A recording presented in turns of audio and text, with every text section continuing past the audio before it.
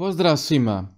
Ovim video uratkom odlučili smo odgovoriti na mnogobrojne komentare koje su susjedi ostavili na našem posljednjem video uratku o srednjovjekovnim ratovima Srba protiv Dubrovnika. Nije da smo pisali o ratovima antičkih Srba protiv Atlantide pa da nas optužujete da izmišljamo. Stoga imamo potrebu da odgovorimo na neutemeljene prozivke.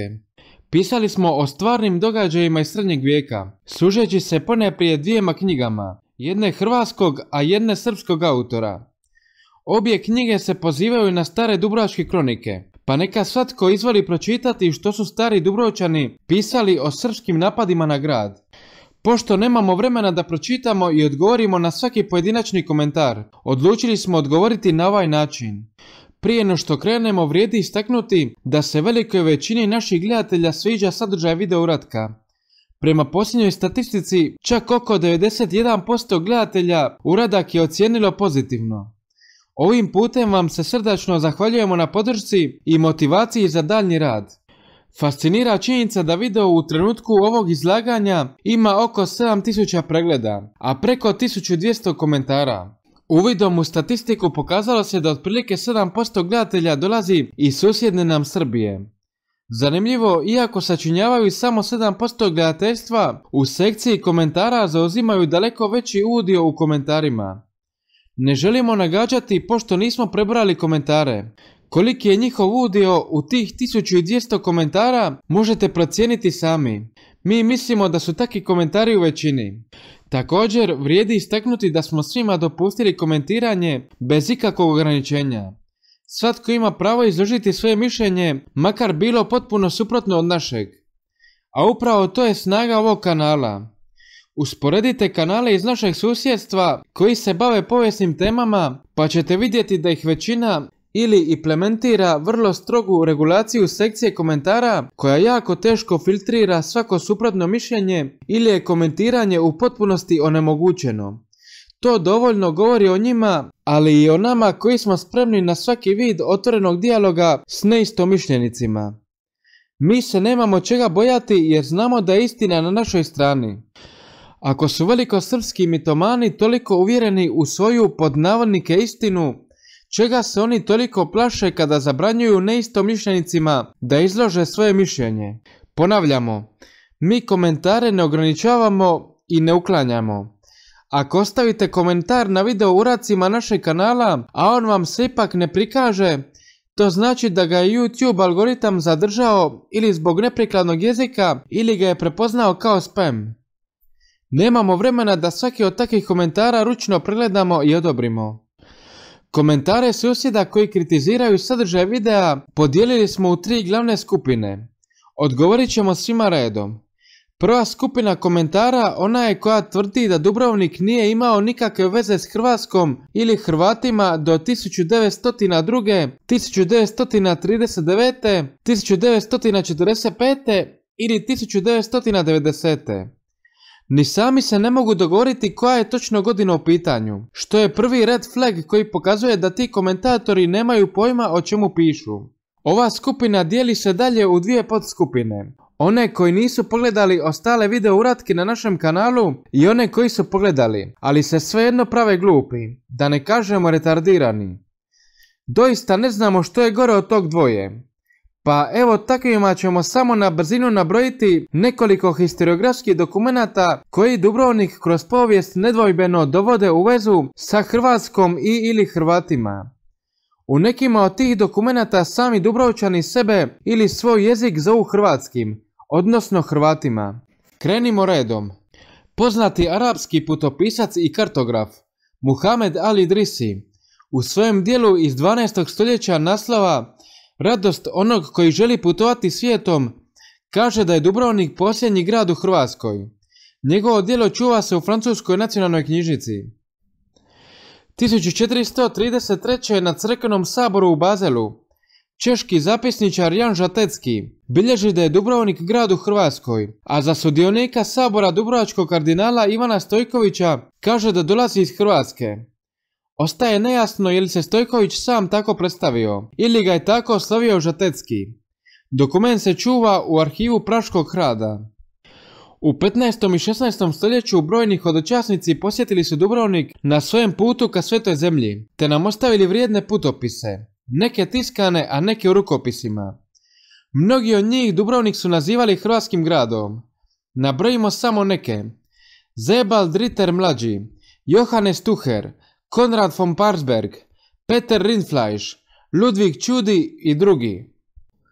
Možda najupečatljiviji putopis je onaj Konrada Grunenberga iz 1486. koji donosi prekrasan crtež Dubrovnika, pored kojeg stoji natpis crvenim slovima: Dubrovnik je glavni grad u Kraljevstvu Hrvatskoj. Glavni u smislu najvažniji. Ovaj putopis je specifičan i po tome što su njime velesrpski mitomani ukrašavali neke članke u kojima su dokazivali tobožnje srpstvo Dubrovnika, očito ne čitajući tekst pored crteža. Eto dokle sežu njihova glupost i neznanje. Izdvojimo još i Richarda Guilforda, engleskog političara i dvorjanina, istaknutog činovnika na dvoru engleskog kralja Henrika VII, koji 1506. posjećuje Dubrovnik, kojemu se divi bilježeći: to je najutvrđeniji i najčvršći grad Dubrovnik u zemlji Slavoniji ili Dalmaciji i u provinciji Hrvatskoga kraljevstva. Putopis je tiskan, a rijedak primjerak čuva se u Britanskom muzeju. Dubrovački renesansni pjesnik Nikola Nanešković 1564. u jednoj poslanici upućenoj korčulanskom pjesniku i vlasteninu Ivanu Vidaliju kaže da ga narod Hrvata slavi gdje god on živi, pa nabraja dalmatinske gradove među kojima je i Dubrovnik. U odgovoru Vidali naziva Dubrovnik krunom svih hrvatskih gradova, a samog Naneškovića dikom i slavom hrvatskoga jezika. Otprilike u to vrijeme Mavro Vetranović, dubrovački renesansni pjesnik, u svojoj pjesmi Lova civila slavi Dubrovčane kao najslavnije od svih Hrvata. Renesansni pjesnik s Hvara Hannibal Lucić Dubrovnik naziva čašću našega jezika. Isto veli i drugi Hvaranin Marin Gazarović. Dinko Zlatarić, dubrovački pjesnik i prevoditelj, 1597. objavljuje zbirku prijevoda među kojima je i grčka tragedija Elektra. Na naslovnici kaže da su djela, citirajmo, iz veće tuđih jezika u hrvatski složene. U 17. stoljeću Dubrovčani su putem svojih diplomata regrutirali barabante, odnosno gradske stražare, za koje su isključivo tražili da budu, citirajmo, Hrvati našeg jezika i katolici. Dva takva pisma čuvaju se u Dubrovačkom arhivu. Fran Gundulić, sin čuvenog pjesnika Ivana, 1671. godine nudi francuskom veleposlaniku u Beču da će otići u svoju zemlju koja je Dubrovnik, te unovačiti 3000 Hrvata i Albanaca za službu francuskog kralja. Dokument iz arhiva francuskog ministarstva vanjskih poslova. Ruski putopisac Petar Andrejević Tolstoj u lipnju 1698. posjećuje Dubrovačku republiku, te bilježi da su Dubrovčani, odnosno Raguzani, ljudi rimske vjere. Gotovo svi govore talijanski, a sebe nazivaju Hrvatima. Putopis je pohranjen u arhivu Kazanskog sveučilišta u Ruskoj federaciji.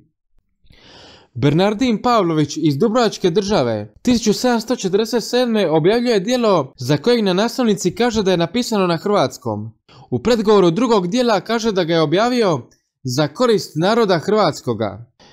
Dubrovački leksikograf Joakim Stuli u svom talijansko-ilirsko-latinskom rječniku, kojeg je napisao potkraj 18. stoljeća, poistovjećuje pojmove slovinski, ilirski i hrvatski, što znači da se prema njemu radilo o istoznačnom nazivlju za jezik. Dubrovački Francuz Marko Brujerević početkom 19. stoljeća u pjesmi Satira kudi Dubrovčane što se srame pisati na slovinskom jeziku, kojeg naziva slavnom hrvatskom starinom. Pjesma je inače objavljena u knjizi Meda Pucića, kasnijega začetnika srbokatoličkog pokreta u Dubrovniku. Ništa od prethodno navedenog ne može se poreći kao krivotvoreno. Svi dokumenti čuvaju se u raznim knjižnicama i arhivima, kako u Hrvatskoj, tako i izvan nje. Oni imaju sve signature i svaki građanin može stječi uvid u njih, kontaktiranjem odgovarajućih arhiva ili knjižnica. Ako prethodno navedeno nije dovoljan dokaz kulturnih, političkih, pa čak i etničkih veza Dubrovnika sa Hrvatskom ili Hrvatima, vi onda stvarno imate problema sa zdravim razumom i elementarnom logikom. A tu vam mi više ne možemo pomoći. Velikosrpski mitomani kojima se ne sviđa sadržaj našeg kanala često će napisati komentar tipa Dubrovnik je srpski grad. To je činjenica koju je nemoguće poreći, bez da su uopće pogledali video i razmotrili argumente koji se u njemu iznose. Naravno, svoju tvrdnju neće potkrijepiti nikakvim dokumentima. Tu se radi o školskom primjeru kognitivne disonance. Naime, oni su misao da je Dubrovnik srpski grad bez imalo kritičnosti već unaprijed u svojoj glavi pohranili kao neporecivu činjenicu, pa ih bilo koji dokaz koji to opovrgava žulja, smeta i ne da mira. Stoga, u sklopu obrambenog mehanizma treba ga ili ignorirati ili u potpunosti odbaciti kao tobožnju krivotvorinu, i to bez ikakvih dokaza. Ova pojava se u psihologiji ljudskog uma naziva kognitivnom disonancom. Osoba doživljava mentalnu nelagodu kada naiđe na dokaze koji su u suprotnosti s njenim uvjerenjima, a tu nelagodu može pokušati riješiti racionaliziranjem ili odbacivanjem novih informacija, umjesto da ih prihvaća. Promotrimo pojam kognitivne disonance na primjeru bivšeg ministra u vladi Srbije, Ratka Dmitrovića, koji je u jednoj diskusiji na bivšem Twitteru optužio Hrvate da su krivotvorili Zlatarićevo djelo, umetnuši naknadno izraz hrvatski jezik na naslovnicu djela. Namjerno smo odabrali Ratka Dmitrovića imavši u vidu da se barem u tom slučaju ne bi smjelo raditi o nekoj budali iz lokalne birtije, koji će uz 2-3 brlje početi baljezgati o Srbima od Baltika do Peloponeza. Naime, Dmitrović je već unaprijed odlučio da je jezik Dubrovčana srpski, bez da je prostudirao izvore koji o tome svjedoče. Sa takvim pogrešnim uvjerenjem suočio se sa jednim od dokaza koji pokazuju da su Dubrovčani uistinu svoj jezik smatrali i nazivali hrvatskim. Kako u njegovom umu nikako spominjanje hrvatskog ne može biti vjerodostojno, on je po inerciji to odlučio odbaciti kao falsifikat. Međutim, da oprostite na rječniku, ostao je postran, jer su hrvatske kolege koje su sudjelovale u diskusiji došle do preslika izvornog kataloga Oksfordske knjižnice iz 1620. godine, u kojem je prilikom navođenja Zlatarićeve zbirke prijevoda istaknuto da je prevedena na lingua croatica, što dokazuje da izraz hrvatski jezik doista potječe iz 1597. te da nije naknadno umetnut od strane nekih imaginarnih hrvatskih krivotvoraca. Namjesto da se Dmitrović suoči s realnošću, tako što će prihvatiti činjenice, ispričati se i promijeniti mišljenje, on će podviti rep i nestati iz diskusije bez jedne riječi. Nemojte biti kao Ratko Dmitrović. Tako bijedno ponašanje je uvreda za sve ljude zdravog razuma. Ne možete odbacivati sve ono što vam se ne uklapa u mitomaniju, očekivajući da vas druga strana blagonaklono gleda, prihvaćajući vaše laži. Kognitivna disonanca odlika je koja karakterizira svaki vid velikosrpske mitomanije i zato je izrazito teško ostvarivati konstruktivne dijaloge sa takvim ljudima. Najlakše je kopirati gluposti sa krstanica foruma koje su ispisali neki 20-godišnji Uroš ili Gavrilo, pa ih lijepiti i nekritički predstavljati kao nepobitne historiografske činjenice. Velikosrpska mitomanija ima specifičan modus operandi. Ona je toliko šovinistički nastrojena prema bilo kakvom obliku imena Hrvat ili Hrvatska, da je u stanju krivotvoriti bilo koji dokument u kojem se spominju Hrvati ili Hrvatska. Primjerice, malo je poznata činjenica da se u Danteovoj božanstvenoj komediji, napisanoj početkom 14. stoljeća, spominje zemlja Hrvatska, kako čitamo u jednom od najstarijih sačuvanih rukopisa prikazanog na zaslonu. Naime, u 31. pjevanju raja nailazimo na stihove, citirajmo, Qual e colui che forse di Croatia viene a veder la Veronica nostra. Kraj citata. Što u prijevodu znači, ko taj što možda iz Hrvatske sada dolazi našu Veroniku zreti. Promotrimo sada prijevod istih stihova u jednom od najstarijih prijevoda na suvremeni srpski jezik, onom Dragiše Stanojevića iz 1928. Dakle, još iz vremena kraljevine SHS, odnosno Jugoslavije. Citirajmo. Daleko od Rima koje ponika, došao mu pomišlja gledajući šaru, na rubcu Isusa ta Veronika. Kraj citata. Kao što vidimo u Stanojevićevom prijevodu, Hrvatska se uopće ne spominje. Zašto? Zato jer im je opstojanje Hrvatske i hrvatskog imena trn u oku. Oni ne žele da Hrvatska postoji. A da bi prikrili povijesnu zbilju, spremni su na modifikaciju ili odbacivanje svih povijesnih dokumenata u kojima se hrvatsko ime ipak spominje. Ovo nije izuzetak, već pravilo. Slično je napravio i Jovan Grčić još 1906. godine, kada je citirajući naslov Marulićeve Judite beskrupulozno izbacio onaj dio na kojem stoji da je Judita napisana hrvatskim riječima, odnosno u verziji hrvatskih složena. Tako umjesto verziji hrvatskih složena u Grčićevoj fusnoti stoji samo verziji složena. Jer u bolesnom velikosrpskom mentalnom sklopu nemoguće je da je najveći renesansni spisatelj, a vjerojatno i ne samo kod Hrvata, već općenito kod južnih Slavena, bio Hrvat i pisao hrvatskim. Sada zamislimo što se događa kada srpski učenici uče iz ovakvih stvari. Suočeni sa istinom, oni će njekati sve ono što se suprotstavlja učenju koje su im od manela usađivali, ispirući im mozgove. U Platonovoj alegoriji pećine, zatvorenici su cijeli život okovani u pećini i gledaju samo sjene predmeta na zidu, koje projicira svjetlost iza njih. Za njih te sjene predstavljaju cijelu stvarnost, jer nisu nikada vidjeli ništa drugo. Jedan od zatvorenika uspijeva se osloboditi i izaći iz pećine, gdje prvi put vidi stvarni svijet obasjan suncem. U početku mu je teško priviknuti se na svjetlost, ali s vremenom uviđa da su sjene u pećini bile samo iluzija i da postoji mnogo šira i stvarnija stvarnost izvan nje. Kada se vrati u pećinu kako bi oslobodio druge, oni mu ne vjeruju i smatraju ga ludim, jer ne mogu zamisliti stvarnost izvan sjena koje poznaju. Upravo to se kuha u mozgovima velikosrpskih mitomana. Naime, cijeli život naučeni na jednu stvarnost, njima postaje jako teško osloboditi se pogrešno usađenih percepcija.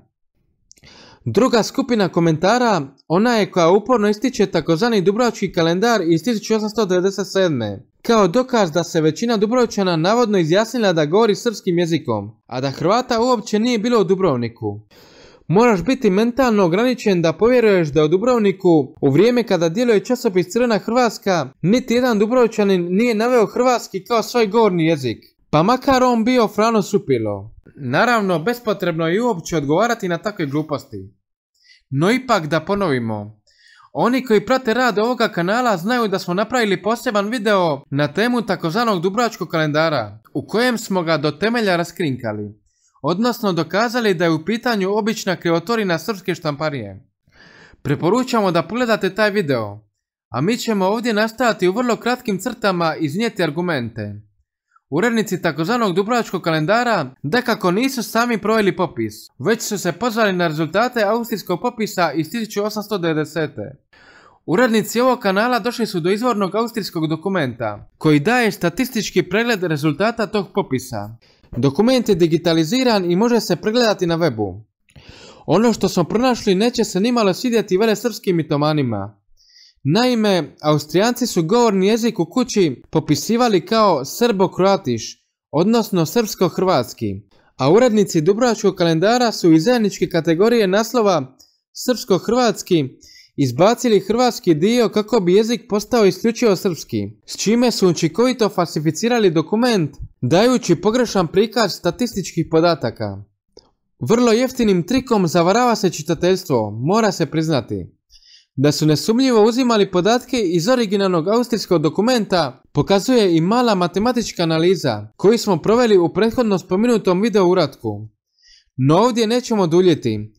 Srdačno vas molimo da u buduće, makar na video uradcima našeg kanala, ne postavljate Dubrovački kalendar kao dokaz ičega, jer nam time silujete inteligenciju.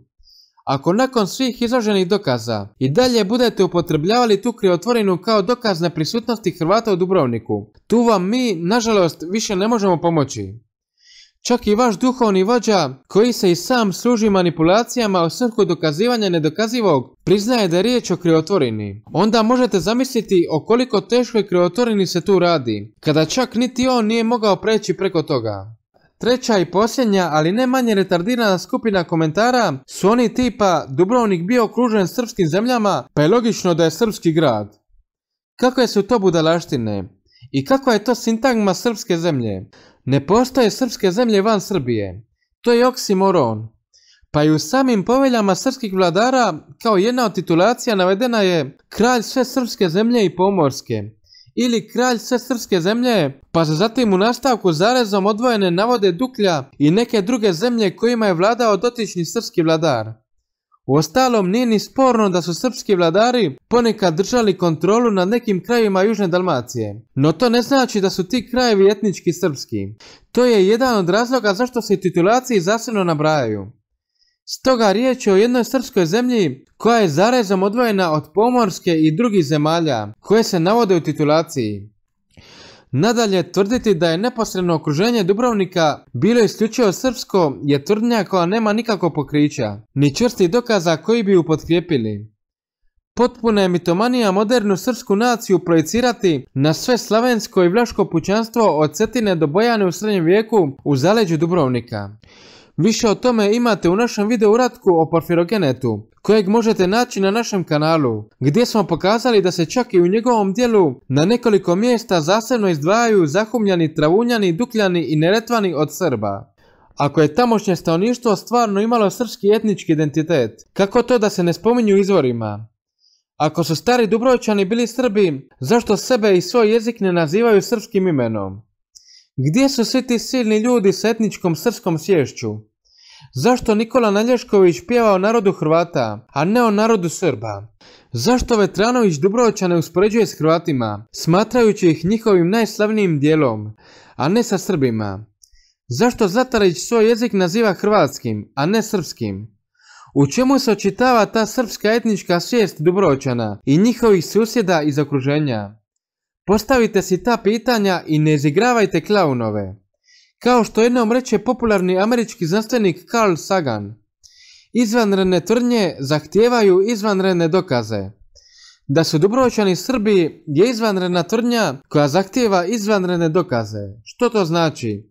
Da treba postojati hrpa uvjerljive dokumentacije koja bi potkrepljivala tu tvrdnju. Ako niste u stanju naći makar jednog jedinog dubrovačkog spisatelja, poput Nalješkovića, Zlatarića ili Pavlovića, koji bi svoj narod ili svoj jezik nazvao srpskim etničkim imenom, onda ne možete tvrditi da su ti ljudi bili etnički Srbi. Nemate na to pravo. Ne možete mrtvim ljudima prišivati identitet kojeg nikada nisu imali. Nemate dokaze da bi imali to pravo. Točka. Mogu i ja tvrditi da su me silno četiri vanzemaljci. Pa koliko vas bi mi to povjerovalo? Dakle, budimo ozbiljni i odgovorni. Ako neka problematika nije sasvim jasna, uvijek se može primijeniti princip Occamove britve. Ona predviđa da je od više mogućih ishoda najizgledniji onaj za kojega je potrebno zadovoljiti najmanje pretpostavki. Promotrimo jedan primjer. Recimo da postoje 3 ishoda koji se tiču etničkog identiteta Dubrovčana. Broj 1. Imali su hrvatski identitet. Broj 2. Imali su svoj vlastiti identitet, ali su s vremenom poprimili hrvatski, zbog kulturnih, vjerskih i jezičnih sličnosti. I po 3. Imali su srpski identitet. Za opciju pod brojem 3 treba biti zadovoljeno na desetine pretpostavki, počevši od toga da su svi učeni Dubrovčani, kojih je bilo na pretek, nekim čudom zaboravili da su Srbi, do toga da nisu znali da je jezik kojim govore srpski, pa su ga čak pojmovno razlikovali od slovinskog, to jest ilirskog, što vidimo na primjeru Joakima Stulija. Prema tome, još jednom ponavljamo, uključite moždane vijuge, nemojte upadati u kognitivnu disonancu i dozvoljavati da ona uzima najbolje od vas. Ako sebi priznate istinu, možda će vam u početku biti teško, jer nije lako kada vam od malena putem školstva i odgoja ispiru mozak svakakvim nacionalističkim glupostima. Ipak, na posljedku ćete prebroditi sve probleme i biti zadovoljniji sa samima sobom. U suprotnom, ako i dalje nastavite lagati same sebe, to vas nikamo neće odvesti. Najvažnija je istina, ma koliko bolna ona bila. Ako priznate da nije tako kako su vas učili, neće vam zbog toga Vučić povećati poreze. Neće vam zbog toga hrana poskupiti, niti plaće se smanjiti. Prema tome ne budite djetinjasti. Nemojte slijediti neprovjerene informacije kojima vas hrane od malena. Idite putem kojima vas vode čvrsti dokazi, ma kuda god taj put vas povede. Jedino vas istina može iscijeliti. Toliko od nas za danas. Hvala na pozornosti, a do sljedećeg videa lijep pozdrav!